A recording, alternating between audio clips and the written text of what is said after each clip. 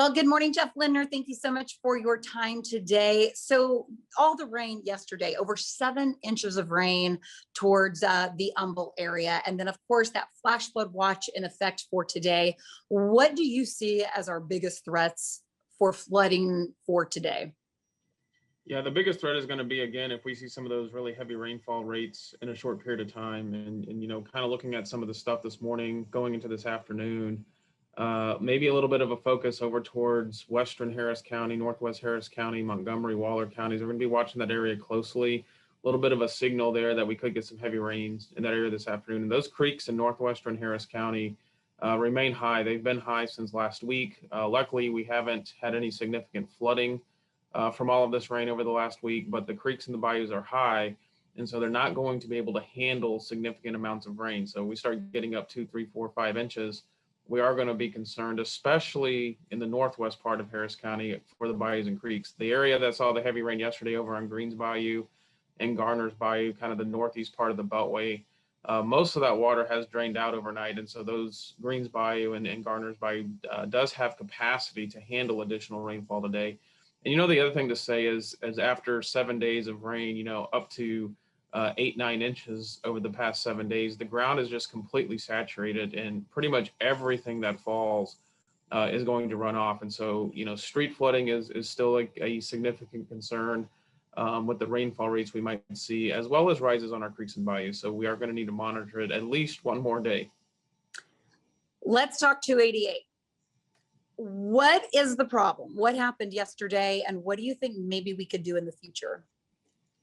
Yeah, a lot of these freeways that have these sunken sections that are below grade, they're going to collect water, especially when we have those types of rainfall rates like we had yesterday, midday into the afternoon hours. You start talking 2, 3 inches an hour, and it's going to overwhelm the drains. Of course, there's some degree of construction still in that area that might have played an impact to it. And then there's also just a lot of debris always along our freeways that gets caught in the drains and in the pump systems that have to remove that water from those freeways. And so from time to time, it's kind of the same areas all the time. The North Freeway, the East Freeway, I-10 East at those underpasses, and of course 288, that always seem to have the same problems. And the biggest reason is because when you build stuff below grade here, that's where the water is going to go and collect. And so, just kind of expect that. And that's why we always tell people when we get into these heavy rain situations around here, if it's a typical area that you normally see roadway flooding, plan an alternate route for those days, for that commute, because there's the potential that you're going to have to deal with that when we see that heavy rain. Okay. Are you ready for some sunshine in Memorial Weekend? I hope. I really need everything to dry out, at least so I can mow the yard. And I know everybody's in the same boat. But, looking at the forecast again, kind of going into this weekend, we're going to have to watch, the potential for showers and thunderstorms even coming in from our north. And so, I'm really hoping we can get this high pressure over the southeast U.S. to build in here starting tomorrow, Thursday, and Friday, and give us a break and let the grounds kind of dry out.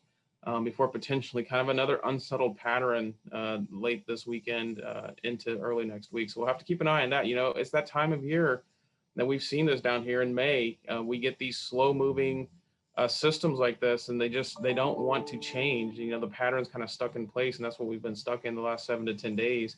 And these rainfall totals can really pile up. The good thing about it is the rain has been, even though we've had a lot of rain, it's been spread out. And while we've had some street flooding and all that, we have not had any structure flooding in Harris County or even the surrounding counties. And so we've been very fortunate that the rain has been spread out enough and over a period of time that we haven't had any significant flooding with this.